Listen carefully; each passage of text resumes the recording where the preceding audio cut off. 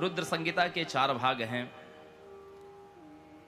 सती खंड अपनी पुत्री को विशेष प्रेम करते थे, पद्मा को, जो लक्ष्मी के समान रूप यौवन संपन्न थी। दधीचि मुनि के पुत्र पिप्पलाद इसलिए कहते हैं कि जब दधीचि ने अपनी अस्थियों का दान देवताओं को कर दिया, अपने देह का दान कर दिया, तो उनकी भार्या वो भी उनके साथ सती हो गई। उस समय छोटा सा शिशु दधीचि नंदन पीपल के फलों को खाकर पीपल के वृक्ष की कोटर में आश्रय लेकर के वह बड़ा हुआ, इसलिए वह पिप्पलाद कहलाए। आप जानते हैं शनिदेव के जो चरण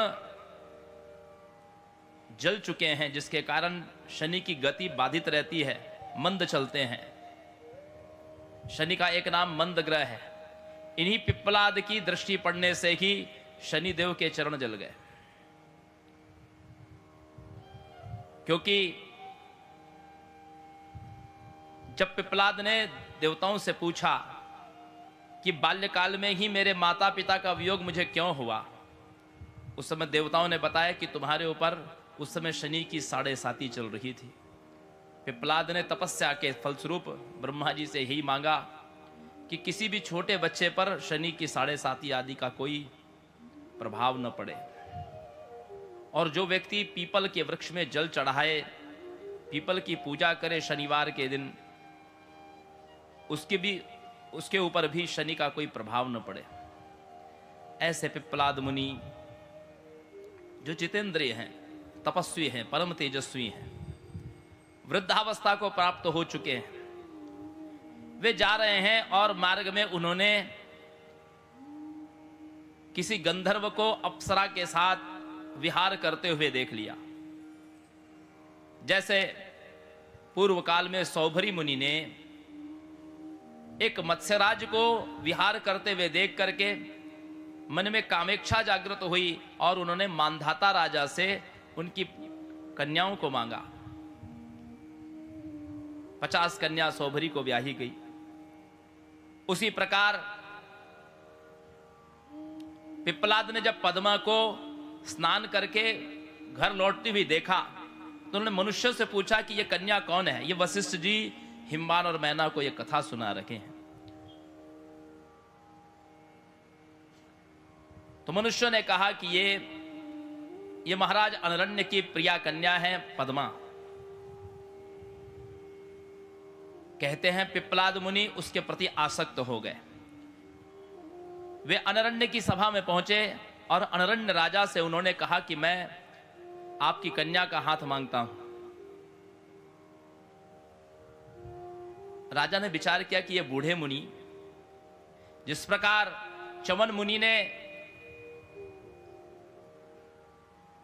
शरियाती से उनकी पुत्री सुकन्या का हाथ मांगा था, तो जैसे शरियाती उन बूढ़े और अंधे मुनि को अपनी सुकुमारी कन्या देना नहीं चाहते थे, उसी प्रकार अनरण्य भी बहुत उदास हो गए।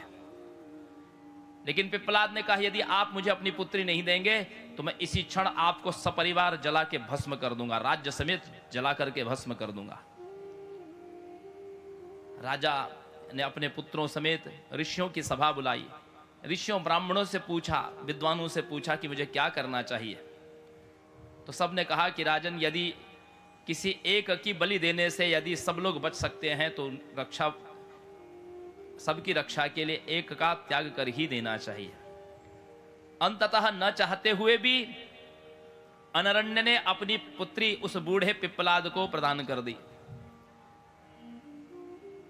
पद्मा का विवाह जब पिप्पलाद के साथ में हो गया, इस बात से दुखी होकर के अनरण्य वन में चले गए, और अनरण्य की जो भार्या थी, ज्येष्ठ भ्राता पद्मा की माता, वो भी इस उदास से दुर्बल होकर मृत्यु को प्राप्त हो गई। वशिष्ठ जी कहते हैं इसीलिए हे हिमवान, कहीं ऐसा ना हो कि शिव जी को देवताओं ने विवाह के लिए प्रेरित किया है, आपकी पुत्री ने भी उनके लिए तपस्या की है, कहीं ऐसा ना हो जाए कि शिव जी कुपित हो जाएं तो सारी सृष्टि को ही जला के भस्म कर दें। इसीलिए यदि सारी सृष्टि की रक्षा करना है तो अपनी पुत्री का बलिदान कर देना चाहिए, उनको महादेव को समर्पित कर ही देना चाहिए, चाहे जैसे भी हो महादेव। हिमवान ने पूछा, एक बात बताइए, पिप्पलाद का जब पद्मा के साथ विवाह हुआ फिर क्या हुआ? कहते हैं एक बार पद्मा श्रेष्ठ पतिव्रता बनी, जैसे शरियाती कुमारी सुकन्या च्यवन मुनि के प्रति पातिव्रत धर्म का पालन करते हुए उनकी सेवा में रत रहती, उसी प्रकार वह भी आठों याम केवल अपने पति की सेवा का ही चिंतन करती रहती। एक बार ब्रह्मा के पुत्र धर्म आए और उन्होंने अपना वेश बदल लिया, स्वरूप बदल करके उन्होंने पद्मा से कहा कि हे देवी तुम कौन हो? पद्मा ने अपना परिचय दिया कि मैं अरण्य की कन्या हूं एवं मैं पिप्पलाद की भार्या हूं। धर्म ने कहा कि तुम उस बूढ़े मुनि को त्याग दो, मैं तुम पर आसक्त हूं, मैं तुमको वरण करना चाहता हूं। ऐसा कहकर के धर्म ने जो ही उस पद्मा का हाथ पकड़ा, पद्मा ने कहा कि आप जो भी हैं, मैं आपको इसी क्षण श्राप देती हूं कि आपका नाश हो जाए, क्योंकि आपने एक पतिव्रता नारी को स्पर्श किया है, कुभाव से तुमने एक पतिव्रता नारी का स्पर्श किया है। धर्म अपने स्वरूप में प्रकट हुए। धर्म ने कहा, हे देवी, मैंने तो केवल परीक्षा लेने के लिए आपका ये पाखंड धारण रूप स्वरूप धारण किया था। मैं धर्म हूं, मेरे दृष्टि में सभी स्त्रियां मात्र स्वरूप हैं, ये तो मैंने परीक्षा लेने के लिए किया। पद्मा ने कहा कि हे देव, लेकिन आपने स्वरूप बदला था इसलिए मैं आपको पहचान नहीं पाई, लेकिन एक पतिव्रता नारी का दिया हुआ वचन, श्राप, वरदान कभी मिथ्या नहीं हो सकता। अब मैंने आपको श्राप तो दे दिया, अनजाने में श्राप दे दिया।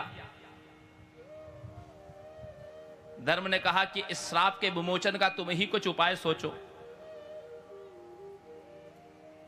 तो पद्मा ने कहा कि हे देव, ये सत्युग जो है, सत्युग में तुम्हारे चारों चरण उपस्थित रहते हैं। सत्युग को कृतयुग कहा गया है, इसलिए इस युग में तुम्हारा नाश होना ठीक नहीं है, संसार के लिए अच्छा नहीं है। इसलिए सत्युग में तुम चारों चरण से उपस्थित रहोगे।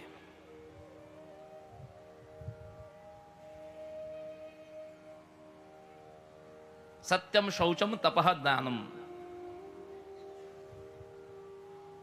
ये धर्म के 4 चरण हैं। सत्य, पवित्रता, तपस्या और दान। त्रेतायु में तुम्हारा एक चरण नष्ट हो जाएगा। 3 चरण वाला होने से उस युग को त्रेतायुग कहा जाएगा। द्वापर में तुम्हारे 2 चरण खंडित हो जाएंगे, इसलिए 2 पैर वाला होने से उसको द्वापर युग कहा जाएगा। कलयुग में आरंभ में तुम्हारा एक ही चरण रहेगा, लेकिन कलयुग का अंत आते आते तुम्हारे चारों चरण नष्ट हो जाएंगे, अर्थात तो तुम्हारा नाश हो जाएगा। और फिर कलयुग के बाद पुनः जब सत्युग का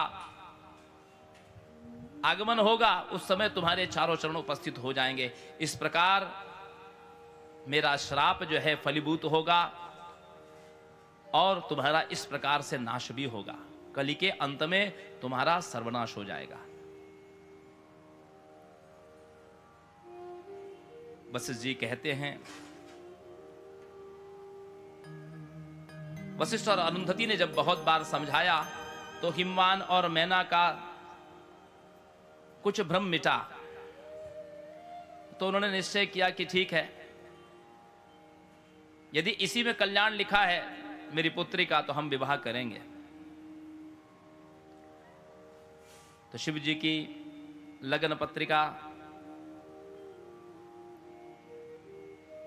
शिव जी बारात लेकर के चलने लगे। बड़ा अद्भुत शिव जी की बारात का वर्णन है। जैसी शिवजी की बारात ऐसी न भूतो न भविष्यति, न तो कभी ऐसी हुई है बारात और न कभी ऐसी हो सकती है।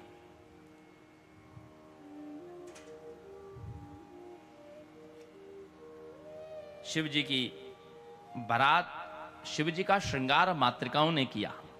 मानस में लिखा, शिव ही शंभुगण करई सिंगारा, मातरः सप्ततास्तत्र शिवभूषां विधिं परम, चक्रिरे च मदा मुदा युक्ता यथा योग्यं तथा पुनः, तस्य स्वाभाविको वेशो भूषा विधिरभूत् तदा, तस्येच्छा मुनिश्रेष्ठा परमेशस्य सुप्रभोः। सप्त मातृकाओं ने शिवजी का श्रृंगार किया, जो उनका स्वाभाविक स्वरूप है उसी का श्रृंगार किया। कैसे कि चंद्रश्च मुकुटस्थाने सानिध्यम करो तदा, मुकुट के स्थान पर चंद्रमा को लगा दिया। लोचनम सुंदरम ध्यासी तृतीयम तिलकम शुभम, तीसरा नेत्र तिलक के स्थान पर उपस्थित ही था। और कर्णाभरणो रूपोचो योगी सर्पो प्रकीर्तितो, कुंडले भवतां तस्य नाना रत्नान्विते मुने। कानों में कुंडल की जगह कंबल और अश्वतर नाम के नाग जो थे, ये कानों में कुंडल बन गए। अन्यांग संस्थिता सर्पास तदंगाभरण आभरणानि च, अन्यान्य अंगों में भी, बाजूबंद मणिबंद में भी सब जगह भुजंग ही लपेटे गए। बभूवर रतिरम्याणि नाना रत्नमयानि च, सर्प ही अनेक रत्नों के सदृश शोभायमान होने लगे।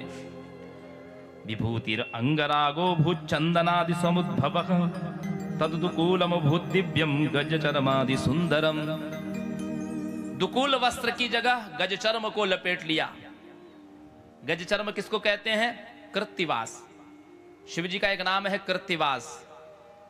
यह महिषासुर का पुत्र गजासुर, शायद अब इसमें कथा आएगी कि महिषासुर का पुत्र जो गजासुर था, उसका वध करने के बाद भगवान ने उसके चर्म को ही अपना परिधान बनाया है। इसलिए भगवान शिव का एक नाम है कृत्तिवास। गज चर्म को कहते हैं कृत्तिवास। उसी के दुकूल वस्त्र बनाए भगवान ने, और विभूति अंगराग और चंदन के सदृश शोभायमान होने लगी। ईदृशम सुंदरम रूपम जातम वर्णादि दुष्करम, ईश्वरोपि स्वयं साक्षात् ऐश्वर्यं लब्धवं स्वतः।